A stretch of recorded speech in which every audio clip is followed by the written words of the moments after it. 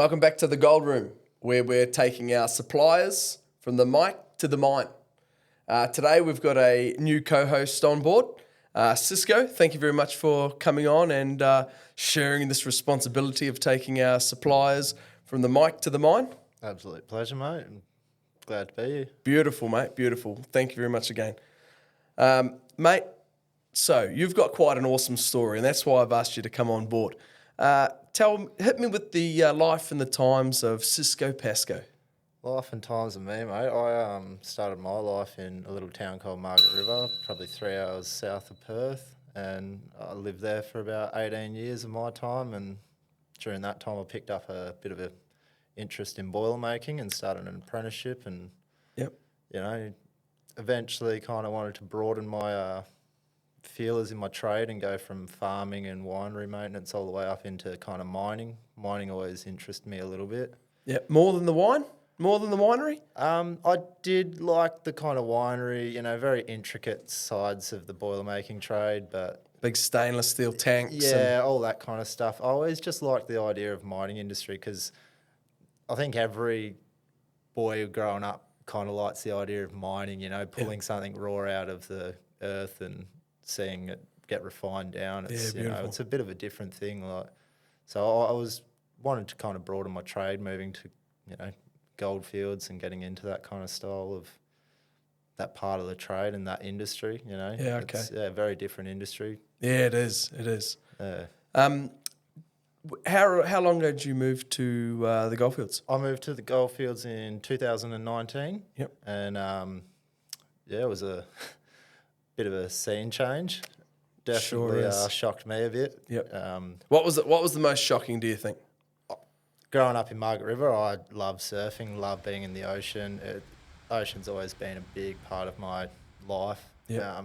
Just moving where you're 400 k's to the closest coast. That was a massive shock to the system. Yep. But, you kind of slowly get your feet set in that kind of...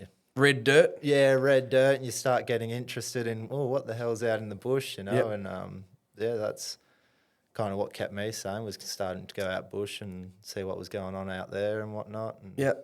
Did you still keep up with your surfing? Like, it's only 4 hours. It's only 4 hours to Esperance, and Esperance has some of the best beaches in the world, mate. They've got some world-class beaches, Yep. Absolutely beautiful. But do you have a favourite beach down there? there is one beach. I think is it Twilight Cove?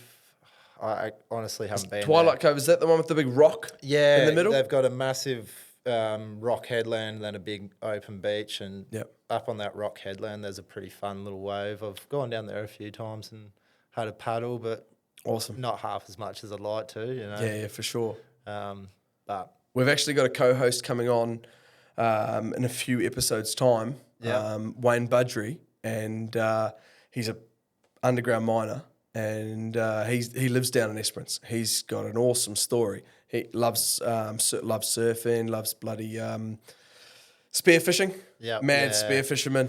Seen some great whites down there. He's got some awesome stuff to she's talk the about. place of the whites down in Yeah, Esperance. yeah, that's too scary for me, mate. Hairy kind of coastline. I was always a bit nervous out in the water out there because it's not my home, But beautiful spot. Still, mate, great whites up and down the coast of WA. They're like everywhere, Margaret River, they're everywhere. Yeah, we had a fair fish, not scares kind of thing out in the water in Margs, Yeah, what, like the shark siren going off? Yeah. Oh, really? It wasn't till we were about probably 15 that they put in the shark sirens, and started doing the patrols with the chopper, and you'd be out, maybe 300-400 metres out surfing an outer reef and hear some fucking siren go off and, all right, everyone starts paddling in. Yeah, wow, far kind out. of gets the adrenaline pumping a bit. Yeah, that freaks me out. Like, so whenever I go to the beach, I go out to about hip height, and then I'll drop down to my knees and I'll just sit there on my bum or sit there on my knees and think the water will be up to here, and I'll just be thinking, far out, this is as far as I'm willing to go, eh? Yeah, I certainly wouldn't be out there, not a surfer, but I certainly wouldn't be going out there. It freaks me out. Yeah, a lot of people, especially when you're start going inland and meeting a lot of people, they've got very similar, you know, outlooks on the ocean. Yeah. But when you grow up, I was born in Margaret River and spent, you know, like I said, 18 years there. Yeah. That was my life. I was in there every day, every chance I could get. I was straight out in the ocean. There's something about it. You know, it's a big body of water that does pretty good things to you, in my opinion. You know, Yeah, definitely. Super, super soothing. You know, Yeah. and keeps you fit, healthy. Yep. You know, and it's a rush surfing waves. So Yeah, for sure. Mate, so tell me a bit more about, or tell me about your trade and also where it's taken you around Australia. my trade, like I said, I started in Margaret River. You know, started as a little apprentice boilermaker. Got a bit of a feel for the trade there, and then moved up to Kalgoorlie. Yep. That was my first taste of the mining industry, to try and broaden my kind of understanding on the trade and whatnot, and Yep. get into the different sides of it. But my trade's taken me all the way up to, you know, Pilbara, all over the goldfields, down south. It's a good trade. I Yep. rate it. Yeah, awesome.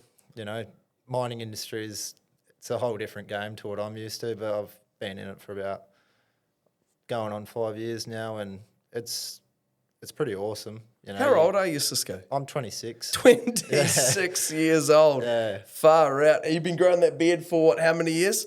Since you started living? I can't really remember the last time I had a trim or a shave. Really? Yeah, it's been a Really? good What about while. the hair? Do you remember what, high I school? think it would have been about, I've moved to Kalgoorlie and I did a bloody old, you know, shave the head. I think that was in like 2020. I So just just went since full then? skinhead. And, Really? Yeah. Far out. Let it grow out. You've got that you got that Forrest Gump-esque going on, eh? You're with the red hat, you know, like it should be Bubba Gump Shrimp Co. on the front there. That's Life's awesome. just a box of chocolates. It is. Mate. Yeah. Man, I'll bloody drink to that. That's awesome. Mate, so you've got a bit of a social media following, don't you? A little bit, yeah. You know, I started my social media account on Instagram, you know, pretty well when I moved to Kalgoorlie, just to keep the family and friends that I'm driving 900 k's away from, to try and update them and show them what I'm doing with myself in the bloody middle of the desert in their eyes, you know. And What do they think of that? What did your family, when you told your family, hey, listen, I'm going to leave this beautiful coastline and I'm going to go to the goldfields? a lot of them were just like, what are you doing, mate? You live in one of the most beautiful parts of Australia and you're going to a desert. You're going bush, mate? What are you doing? And I was like, well, you know, you got to do these things in life and you don't know till you try it, and ended up loving it. Yep. Definitely miss Margaret River and home and just the coast, but it's the red dirt's in your blood. Once you get that in your blood, I think you kind of have it in your blood for life. Mate, we just, one of the other co-hosts we had on, Eric Hill, he said exactly the same thing. You know, once you've got that red dust in your blood, hard to get rid of it. There's something about it. It's a little kind of taste of the Wild West. Yep. The last kind of frontier of the Wild West out there. You know, you can drive 5 minutes out bush and you won't see anyone for days if you don't want to, and a lot more relaxed. Margaret River's pretty, you know, buzzy these times now. It's a lot more busy than when I grew up in there. When I grew up, it was a quiet little town. Yep. Kalgoorlie, as busy and as hectic as it seems, having the mining industry there, it's actually pretty slow pace, easy going. Mate, everyone's away at work 12 hours of the day. Yeah. Right?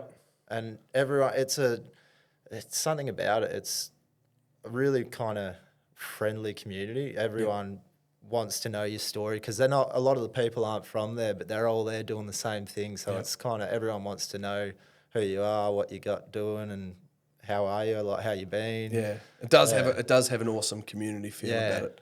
You know, I think Kalgoorlie could probably do a little bit more for young families. But if you know, if you're there, you head down, you're keen to make some cash, far out. There's no better place in Australia. Oh, definitely. Not, definitely getting into the mine. If you're young and you want to get it, doesn't really matter what age you are these days. You want to make a bit of cash, you go to the mines, don't you? Yeah, that's exactly right. Whether you have a trade or not, you know, like you can rock into the goldfields with just a bloody awesome work ethic and go and see one of those many recruitment companies there, and you'll get a TA's role, trades assistant's role, or you might be working for look, ish, is it? They're doing sentry and work. that stuff. And look, I think they're getting $35, $38, $45 plus. It's like the tradies' wage back home, Oh, It's madness. such a That's like double the average New Zealand wage. Bloody Nora.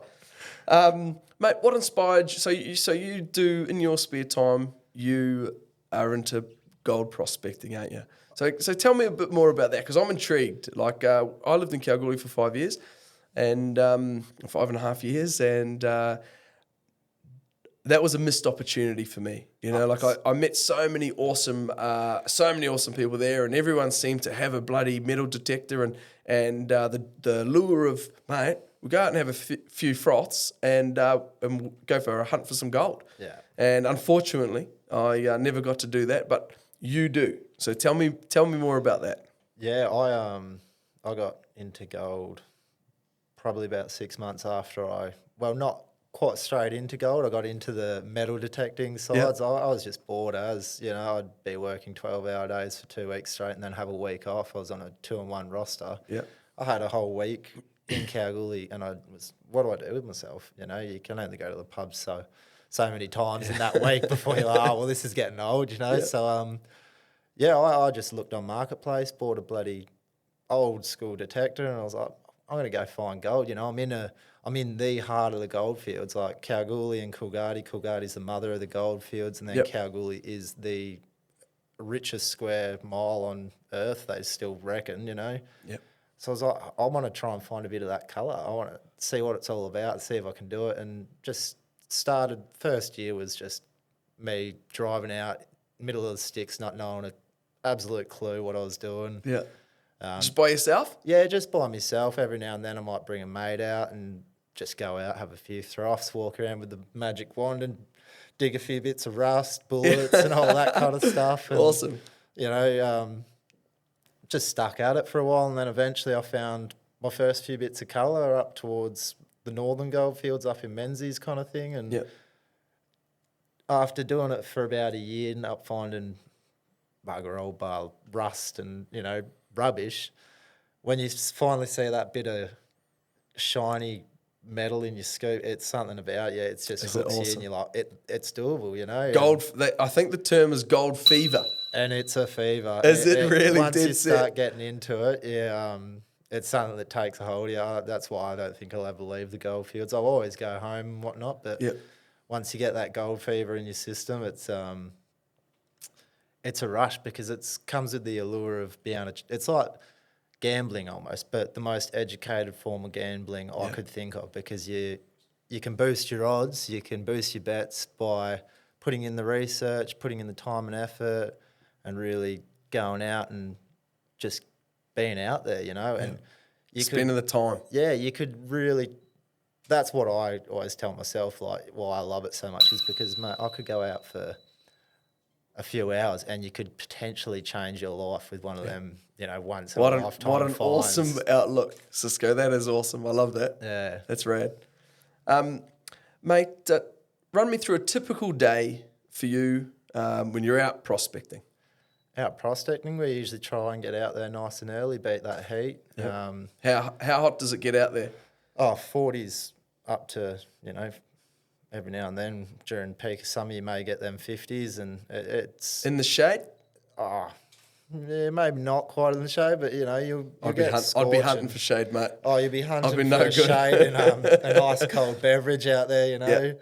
We usually just load up the esky, get a bit of food, a few beers, and we'll head out, go walk around on, do a bit of research the night before. All right, let's go target this area. Yep. We think there's good potential for gold out there, and we'll just pull up, find a nice area, walk around for a bit, ticking all the boxes. And so how does it obviously, you need to work on, or prospect on someone's lease, or do you have your own lease? Yeah, me and my partner bought a lease probably a year and a half ago, just 45, 50 k's southeast of Coolgardie. Yep. An old abandoned gold town, and we've had some nice gold on that. What how many square metres? I think it's 123 hectare we've got.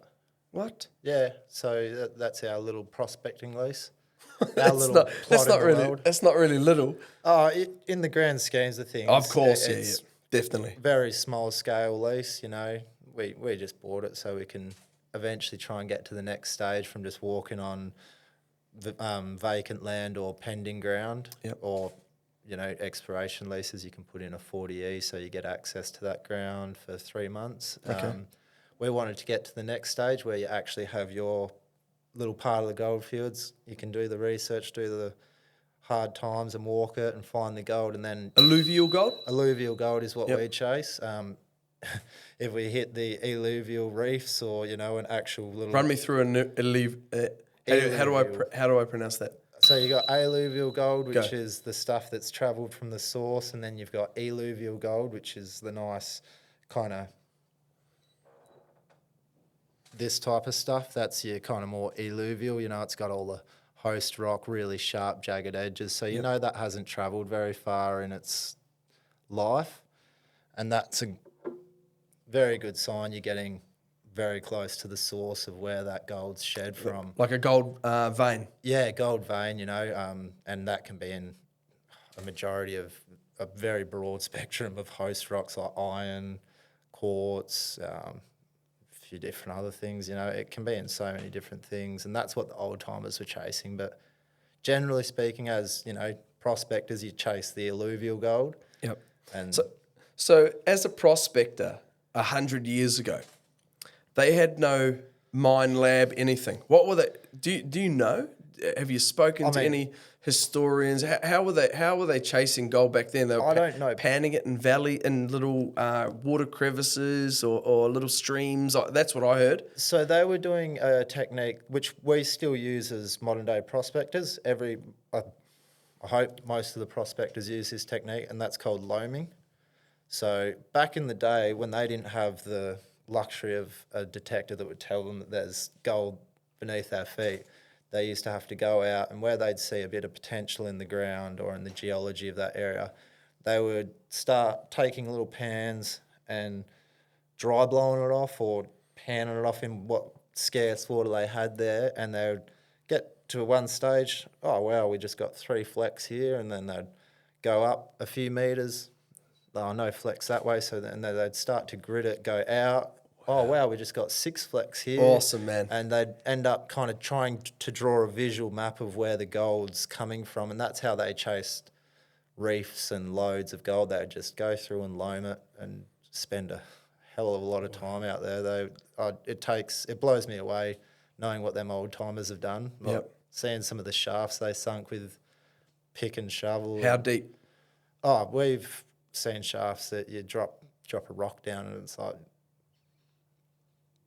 waiting, bang, you hear it hit the water or hit the bedrock. Wow. Like that's a deep shaft, Wow. And there's lots of them out in the goldfields? Hundreds. Is there? Hundreds, yeah. There is. And so people to this day still go, like if there's some mine shafts, some old timer mine shafts on the land that you're prospecting on, or the land that the tenement that you own, or are leasing rather, are you going exploring those old shafts, or is it too, like health and safety? It is pretty dangerous going down the shafts, but I do know people that do it, and if it's a pretty safe looking shaft. What do demons say about an independent prospector going down a open shaft? Is there any law or I'm not actually 100% on that. I believe it's fair game to go down a shaft, but I do think it kind of starts going into hard rock mining, which is a slightly different thing. But if you're still only detecting and using hand tools, in my eyes, it should be completely legal, yeah. Okay. Well, look, that's probably a great question that I don't know the answer to, but maybe you can answer us in the comments. Yeah. Yeah, I know you can, as long as you're not using machinery or powered tools, you're pretty well free game while you're just prospecting until you have, like our lease, we can use machines on it because we've got a POW on it, so powers of work. Oh, awesome. And that gives us the ability to, run a loader out, push some... clear shrub. We've got, I think, 5 hectare we're legally allowed to clear on our lease. And what about, enviros? Yeah, so that's where your rehabilitation comes in. Whenever you're out on your lease and you're doing any pushing, scraping, detecting and all that and clearing, you always have to, that's a really big thing in, small scale mining is rehabilitation. Yep. You have to be very, very onto that because you are clearing native bush out there and all that. It is a big environmental thing, but in saying that, I've seen some of the best growth come back on rehabilitations if you do it correctly. And small scale mining is not very detrimental to the environment as long as you're onto your rehabilitation. And that's where Demuse is actually quite good. They are very, very serious with it when it comes down to rehabbing. Yeah, that's great. Yeah. That's great. Mate, have you, what's the best advice? What's the best advice that you've been given from some old heads in the goldfields? Old heads. I've been out with a few old school prospectors and they've taught me a lot. Best thing I can do is just very positive headset and do your research and dig everything. Is that what they say? Dig everything. Dig it all up. Every target you get, you never know. You might think it's just a screaming can down there. You never know. Could be that one that changes your life. The golden eagle. Do you know this? Do you know any awesome history? Any story? So when I lived in Kalgoorlie, I obviously took my young kids to the Goldfields Museum. Awesome. Yeah. Awesome. But do you know any awesome historical stories? Yeah, there's definitely a lot going around. Like you're saying, I believe it is the golden eagle, the one that was found out at Widgemaltha. Yeah, was it a 15-year-old kid tripped over the back of it or something? No, I think what he was a happened there? little bit older than that. It was two brothers, I believe, that were out prospecting their way. I can't remember if they were going to Kalgoorlie or going out from Kalgoorlie, but they were out at the Widgie area and very, very rough trip for them. They weren't finding bugger all. And I think they were about to throw in the towel or something, and one of the brothers has decided to sit down on just sit down on a hill, and he's looking down and he reckons he could spot the gold, and he ended up, it was, hardly below the surface, that nugget, and that was I think probably the third biggest nugget that's ever been discovered. I think that's the biggest nugget that's been discovered in WA, I believe so. And that could almost be sunbaking, That's crazy. Just shows you how much your luck can change. 100%. Imagine finding something like that. Yeah. Wow. I remember when I was up in the Pilbara doing a bit of work for a few good friends up there, helping them kind of set up a gold plant. Yep. There was a story back in the day when, gold wasn't even a thing in the Pilbara. There was these two boys out on a farm and crows were, harassing them, and one of them's gone to pick up a quartz rock and throw it, and he's, looked down and it's loaded with gold. It's a specimen that's just completely loaded with gold. And wow. He didn't throw that, did he? Nah, took that one back and cashed it in, I believe. Cisco, tell me a bit more about your time in the Pilbara. Time in the Pilbara. We went up around July for probably a month and a half, almost 2 months.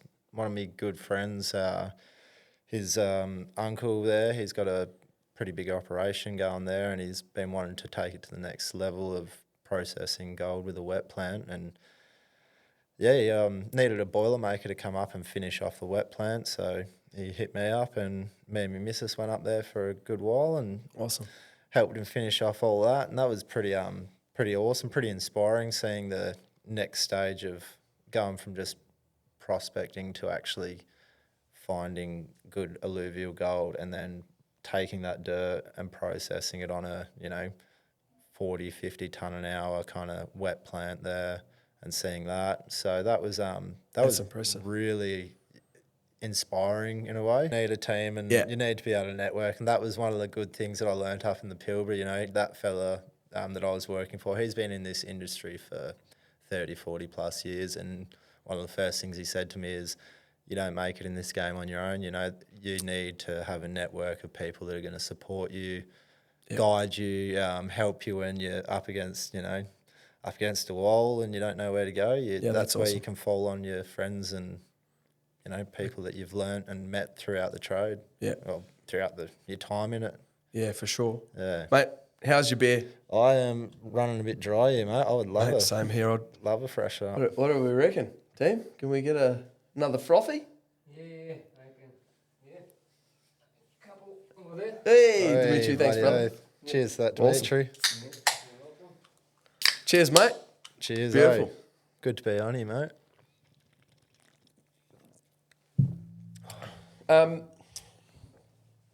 Mate, one of the staff asked, what really wanted to know, can you ask him if he's seen any snakes? I thought, he would have seen some, right? He's out in the middle of the bush. There would be some times when you would have seen some bloody unexpected wildlife for sure. Yeah.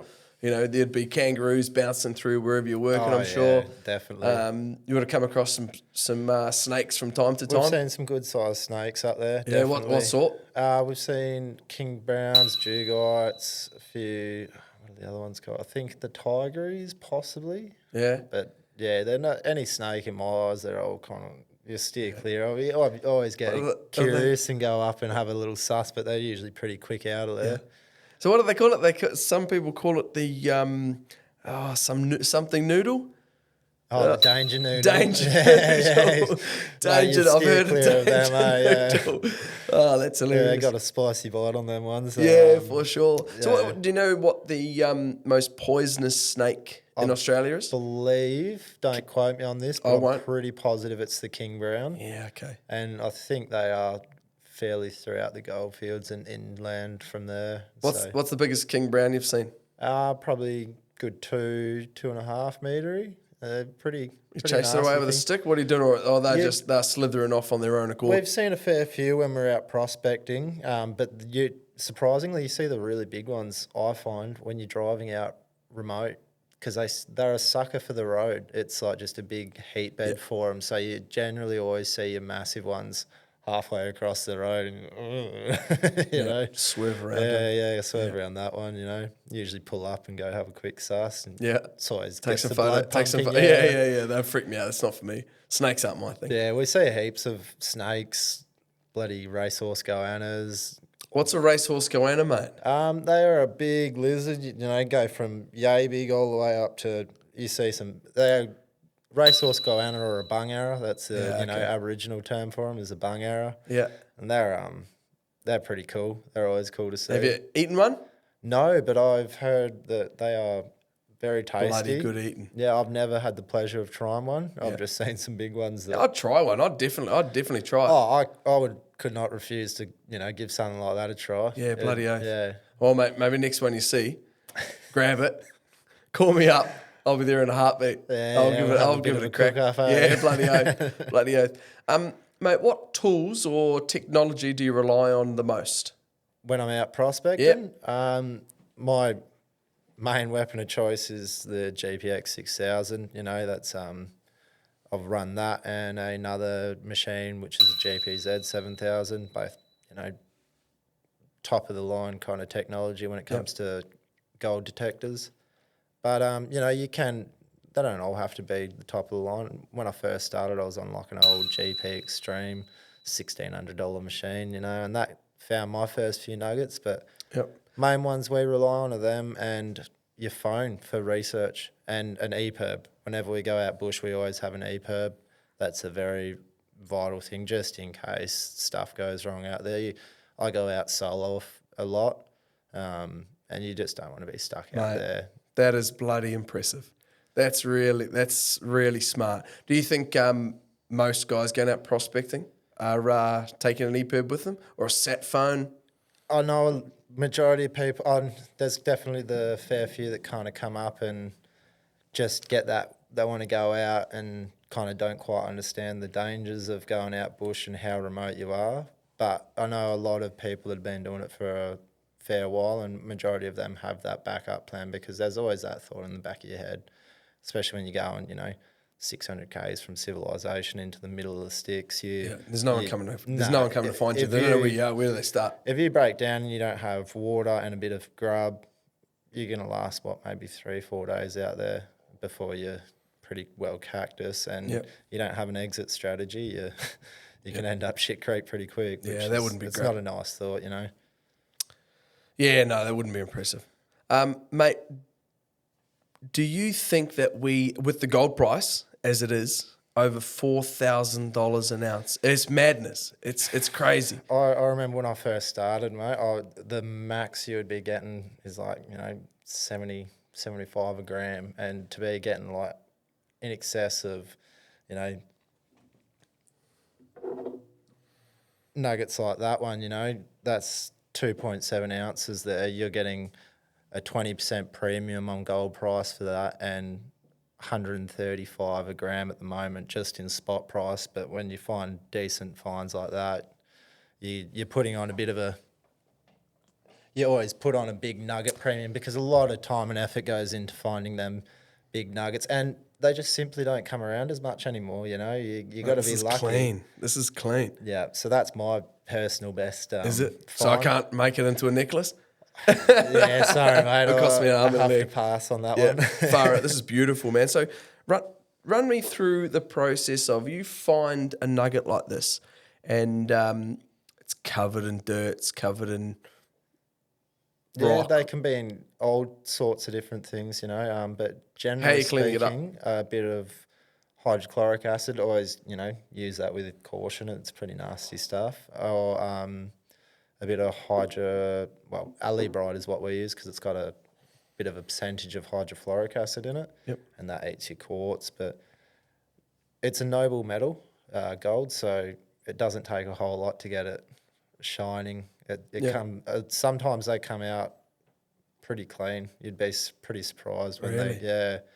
Yeah, so those nuggets over there with the quartz in it, they're my favourite. That's what I like. Yeah, like ones like that. That when I first found that was probably a lump of quartz about yay big, but you can just tell because your detector's screaming on it, and you can. I've got two techniques for getting the quartz off of it. One's caustic soda. Yep. So you can cook it down in caustic solution for an hour or so, and that'll eat all the quartz away and leave the gold. Or you can put a blowtorch on the quartz and get a really nice ice cold bath of water and heat the quartz, drop it in, and it will shock it and shatter the quartz, like fatigue, like just crack it all through, and then you can just pick it out. That's what I've done on that one. Yep.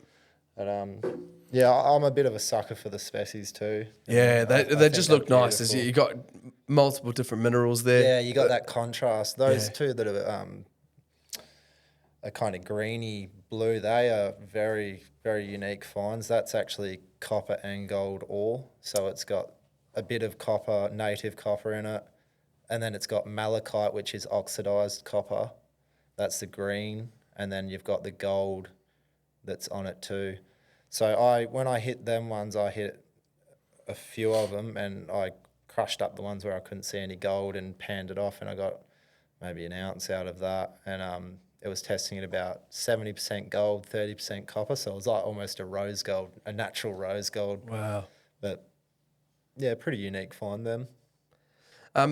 What other things have you found out there? I'm not talking bottle caps or old tin cans. I'm talking, as well as gold. What's some other awesome finds you've had? A few nice coins, like you see that one on next to your iPad. That's an old half crown from the 1800s. I've found a fair few old silver coins. From the 1800s? Yeah. 1896. Wow. Yeah, and like that one That's there. a good nick. Yeah, that one, silver, it's 92.5% silver, all the old coins. Old, like, dog tags like that, that's just from the, city of Kalgoorlie, Boulder. And just cool little bits of history, like... Yeah.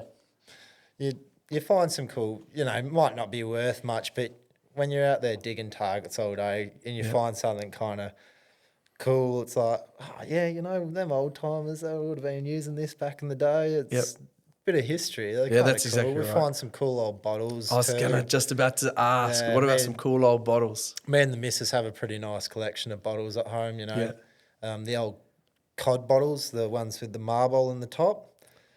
It's an old style Send me some photos and send me some photos.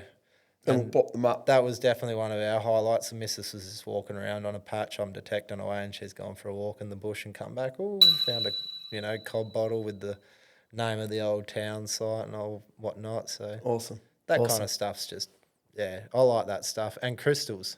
We love our crystals. Yep. I didn't bring any in today, but yeah, we found some pretty choice crystals out there. Every now and then you'll come across a little kind of pocket of crystals, and that's always good fun. Yeah, working far out. Heaps of people are into crystals, So there's I think there a crystal shop in Kalgoorlie. Yeah, there's a natural nuggets and gems and minerals shop. Yep. I've dealt with him since I started prospecting, and he's got some amazing local specimens that have come off the gold fields, and some of the kind of vibrant colours or formations on them crystals is just pretty out of this world. It's hard to believe that Mother Nature can create things that geometrically perfect or that vibrant, and you're in such a stark kind of environment. It's like, how? So you got saltbush over there, and you got red dirt over there, and then suddenly you've got some amazing, majestic looking minerals. It's just like really baffles you. It makes you kind of wonder what went on in there thousands and thousands of years ago for all that stuff to form. Yep. Well, geology experts will be all over that, eh? So we've got a couple of awesome geologists that are coming on the show. Yeah, beauty. In the next couple of weeks. Yeah. So hopefully shed a bit more light onto how we got I'll definitely have to tune into that podcast. Yeah, that'll be awesome. Yeah. Mate, would you say we're in the middle of a modern day gold rush? Definitely, in my eyes. You look at the gold price for the last year and a half, and it has the gold price has always climbed and crept up, but especially the last year, it has skyrocketed. It's shocked me. It's shocked me. It's crazy. I think it's got a lot of people's attention now. Yeah. Because it used to be like, gold prices, they're going out and finding a bit ounce of gold is bugger all. Now it's like $4,200 for a troy ounce of gold is. I don't think it matters who you tell that to. When you say them kind of numbers, it's kind of makes your eyes and mind light up a bit and go, oh, well, that's actually very good money, And a lot of Australians are finding that out now and going, well, why don't we go get out in our own backyard and do a bit of exploring and try and find out a little bit of Australian history, Yeah, that's awesome. When I first got to the goldfields, I heard a story about the gold detectives. Yeah. It was, like old school police force. Still a very functioning thing. Really? Yeah, definitely. Oh, cool. That's awesome. Because, far out, gold theft it's a big thing. Is it? Yeah. Okay. It's that's why you got to be in the right when you're out prospecting. You got to know, because once you go into the Department of Mines and you get yourself a miner's right, you can no longer claim negligence because you are aware of where and where you cannot go out in the bush anymore. What do you mean? What do you mean negligence? So just go into that. Like just for for argument's sake, some tourists came up from Perth just with the idea of we want to go out into the bush and find gold. They've got that idea in their head, and they just decide to drive out, and they end up finding all this gold. Somehow. Technically, that gold's not theirs unless they were on pending or vacant ground, If they were on someone's lease there, that's not their gold. They didn't have any of the rights to be on that lease, go out fossicking or prospecting. And that's where the negligence comes into it, When you apply for a miner's right, they explain to you where and where you cannot go.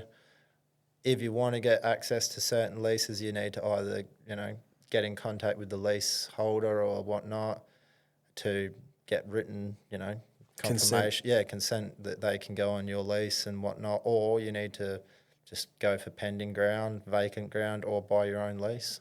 What would be the outcome if somebody from a grey nomad was driving across Australia and thought, you know what, I've got my metal detector, I might just pull up stumps here for the night, metal detecting, and then you find someone prospecting on your land? It's never a good feeling, having a poacher, that's what they call it, Is it? out on your Really? lease. Got a name for it? But you got to also understand that it does come down. Sometimes it's negligence, even though they might be well aware of leases and whatnot. Yeah, all right, whatever. They might just be passing through and they've just stopped in. But a lot of the times there is people that will go out and target rich areas, even though they're legal. Have you ever had that? I've had poachers on my lease before. Yeah. What have you done? You know, you got to be You've got to be diplomatic. yeah, you can't just go out getting hot-headed and, you know, as much as it does infuriate you, you just got to kind of go up to them and be like, look, mate, this is our lease, this is a live area. Because people are legally allowed on your lease, you know, even... Camping? Yep, they can legally camp on your lease for about 3 or 4 days, like someone with a miner's right, you know, even though it is live ground and you own the rights to that, the minerals and whatnot in there. So you can't just go in and hot-headed. You got to be pretty open to conversate with them. Be like, look, mate, this is a live lease. We're out here trying to find the gold on it. You know, there's pending down the road, or, you know, what are you doing here, mate? Could you, you know, just bugger off? Yeah, if you're going to pass through. Or like, you know, we're out here working at the moment. Would you mind heading off somewhere else, mate? Like, you shouldn't really be on here. And most people are more than forthcoming hearing that? Yeah, majority of people kind of admit, oh, sorry, mate. They either didn't know, you know, that they were in the wrong, or they will just kind of pack up and bugger off. Yeah. So there's a little bit of etiquette to prospecting. But, you know, every now and then, especially when there's good gold in the mix, it can get pretty hot-headed, you know. Yeah. Have you ever had an experience where things have got a little bit out of control? Oh, yeah, definitely. When I first started prospecting, one of my good mates, we were out on a big pending block, you know, probably 100 Ks out of Kalgoorlie. One of my first serious prospecting trips with a good mate and my missus, and we've got a massive pending area and it's surrounded by live ground. We're walking all on the pending and it's night time. We got the head torches on, and the leaseholder was driving around that night with one of his mates, and we ended up, you know, he ended up letting shots off and whatnot. And into the air? Yeah, into the air, like, you know, because he could see the head torches walking around, and he's obviously... Oh, so you were accidentally... Well, no, we were on, like, pending ground there. We were all in the right here, but at night time, you can't see the borders of the leases. You can do it on your phone. We have apps that record your trails and show you exactly where and where you can't go. Wow. And we make sure we're in the right area, especially because this is why you make sure you're in the right area, because it doesn't take a lot, you know, for people to jump to conclusions. Mate, that's the Wild West. That's some gunslinging shit right there. That's crazy. You know, old mate ended up kind of driving up to our head torches and finding us going off it a bit. And we're like, what are you going off, mate? Like, we're on pending ground. And once he realised he was in the wrong, he backpedaled a bit and chilled out. And far out, we ended up having beers with him that night. You know, we brought him around the campfire, had a few beers, had a yarn on the area and whatnot. Yeah. But that is the kind of... Obviously, he's got good gold out on his surrounding leases there, and probably had problems with poachers. So there is that kind of bit of a tension when it comes to it, and it can get pretty hairy. Mate, you know? that's balls of steel, because that's balls of steel. I'd straight away, I'd be like, that's Mick from bloody... what's it called? Mick Taylor from bloody Wolf Creek. Wolf Creek, right? I'd be like, nah, man, that's not for me. I'm out of here, right? Guns firing? I'd be like, hunkered down, I'd be done. Like I said, that was one of my first serious prospecting trips with a good mate that's been in the game for almost 10 years, you know, and he's like, mate, that's the first time anything like that has ever happened to me, mate. What the hell? And I was like, yeah, you're telling me, mate. Shit, a pretty wild crazy. experience. Wow. But, you know, in the end, it was all good, but you can see how easily, you know, it can get out of hand. Far out. So... What's the craziest story you've ever heard about gold mining or prospecting or anything in the goldfields? Because one of the things I heard about was, and you'd know this story as well, is the Orabanda explosion at the hotel, Orabanda Hotel. Oh, yeah. You know, the bombing, the dynamite's loaded or whatever it was. It was something to do with some pretty wild stuff going on. That's some Wild West carry on, right? That was proper Wild West. Honestly, one of the most full-on stories I've heard is north of Orabanda. There's an area, I believe it's called Siberia. Yeah. And when that initially got discovered... Siberia? Just hang fire for a second. Me mate Dimitri here is actually from Siberia. No way. Yeah, bro. Yeah, so- I got him out of a gulag in bloody Siberia and brought him here. My man. Yes, so that was just the area they decided to name it, and but originally it was the Arabs that were doing the camel droving back then. Yeah. They were coming back into Kalgoorlie with cookie tins full of just monstrous nuggets that they were finding just littered over the surface. What do you know? What year? It would have been sometime probably in the late 1800s, I'd say. Wow. Maybe early late 1800s, and coming back into town with that kind of gold, it started an instant gold rush. Everybody just packed their bags and went out to this area that they all didn't actually know how to get to and whatnot. And I think it was about 90% of the people perished on that, little gold rush that happened out there. It was, pretty.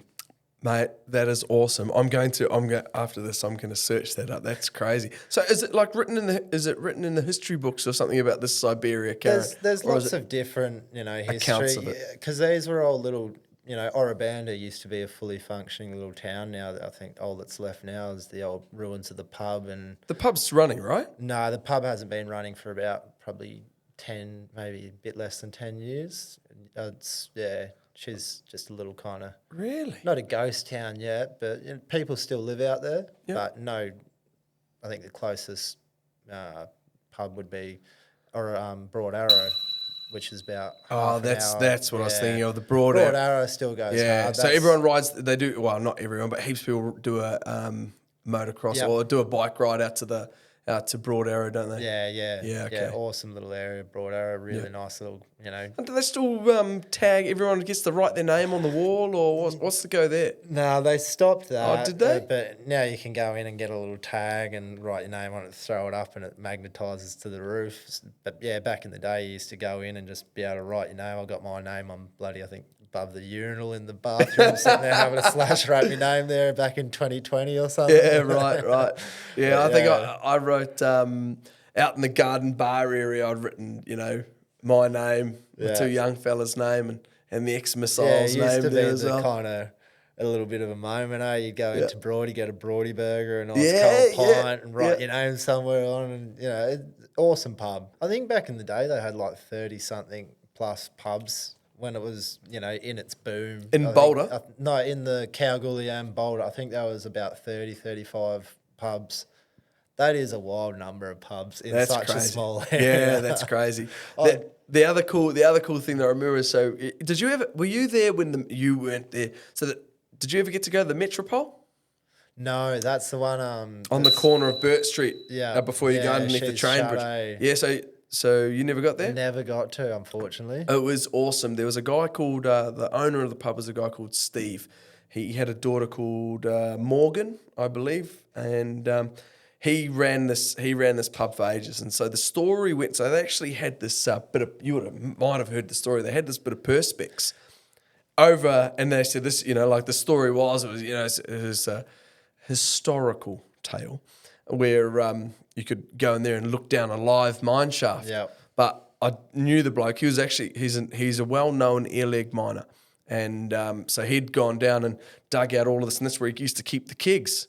Yeah, he used to keep the kegs underground. But so I went down there a few times. Took my young fella down there as well. He was about 3 or 4 years old, and we go down this little bloody ladderway at the end of the bar.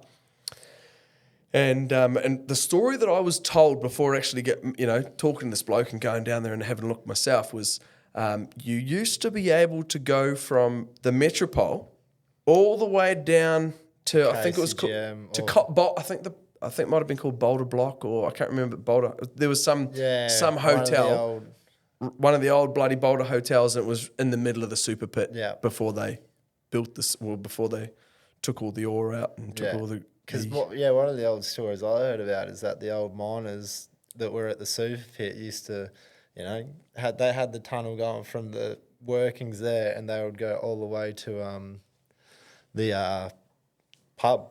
Come lunchtime, they'd straight down the shaft, pop up at the pub, have a few beers, have a quick feed, straight back to it. Mate, that's what I heard too. Yeah. That's exactly the story I heard. Mate. That's wild. So that's why I asked him. I said, mate, is this this is the story they heard, and they said, do you want to go down and have a look? I was just like, bloody oath, that's awesome. So go down and have a look, and there's just this rock wall. You know, like there was no further. It was just a boulder or a Kalgoorlie tail. Yeah. So it didn't go anywhere from the pub. Metropole. Not to say that at some point there wasn't like what we've got here. You've got an awesome collection. So this is all your years. What percentage of this have you kept versus what you've sold? We've sold a lot. Have you? Yeah, me and my missus for a stage during COVID, we kind of pulled out of the mining industry for about a year and a half. Yep. Just went out bush full-time prospecting. Yep, okay. Got a bit full on, just went crazy during that period in my eyes. I was like, not for me. Yeah. Look, and I'd for already sure. had a bit of the gold fever in the system, so I was Yep. like, all right. Wicked. And set up a little camp. yeah, we were just going out bush for 3 weeks at a time. Yep. Go out, camp out for 3 weeks. Caravan? Just a little camp trailer with rooftop tent, pull out kitchen. Yeah, awesome. Little 12-volt shower, just do that for And the 3 missile weeks. went with you? Yeah, she loved it. Oh, She's cool. got the bug, Oh, wicked. She's stopped a bit now that she's got the bug on the way. Oh, So, so do you know if you're having a boy or a girl? yeah, little boy. What, you got any names? Don't tell anyone. But if you thought, Everyone asked, but we just don't know. haven't been able to Have come you been up with running a- through a few of them though? Oh, so many we've run through, but it's just... How do you top Cisco Pasco? How do you do that? That's a cool name. Yeah, I've always had it my whole life. Yeah. Everyone come up and just like, what's in your name, mate? How'd you... It was like, oh, far out. My granddad actually gave it to me. Oh, did he? Yeah, because there's an old cowboy show, Cisco the Kid. Yeah. And when I came out, Mum and Dad didn't have a name for me for about 6-7 months, and I was getting called the Kid, and Granddad, he's over in Vico, and he's finally come over to see me as a, baby, and, oh, what's the young fella's name? And he's like, oh, fuck, we don't know, we've just been calling him the Kid. And he's like, oh, you're calling him the Kid, you might as well call him Cisco the Kid. It was like his favourite cowboy show and comic, so it was wicked. like, that's how I got What a that name, story. yeah. That's awesome, man. I love it. So, yeah, name's still not set in stone, but I'm sure we'll figure it out eventually. Yeah, okay. Yeah. Oh well, man. Look, good luck with the bloody gold prospecting. Good luck with the new family on the way. I've got a couple of young fellas of my own, man, and while they can at times be a handful, parenthood's amazing. Being a father is you can't top it. It's Yeah, pretty I've bloody heard fantastic. it from a few, parents now. It's one of them things you can't beat. Yeah, it's magic. So I'm excited, nervous, but very excited. Mate, you're a young fella. You've got a good head on your shoulders. And I know for a fact that hard work, determination, and drive. We seem to be lacking that in the youth of today. So anytime I see someone that has a couple of those attributes, I think far out. They need a bit of support, and if I can help you out in any way, mate, I'd absolutely love to. Yeah, bloody oath, mate. Appreciate it. Yeah, not a problem. Well, mate, that wraps up our wraps up our show for today. Thank you very much. Yeah, obviously, tomorrow we've got a supplier coming in, a pretty awesome supplier actually. Yeah, beautiful. They've got a huge array of products that are supplied into the mining industry. So it'll be great to you would have used a few of their products as well. I'm sure I would have. Yeah, no doubt about it. No, awesome. Look forward to seeing them. Yeah, It'll be cool. wicked to co-host it with you. Awesome, man. Thank you very much. Well, everybody, thank you very much. We're wrapping up another episode introducing a co-host. Once again, thank you very much for your time. Don't forget to subscribe, like, ring that bell, and tune in to the next episode. Don't forget, what we're doing is taking our suppliers from the mic to the mine. Thank you.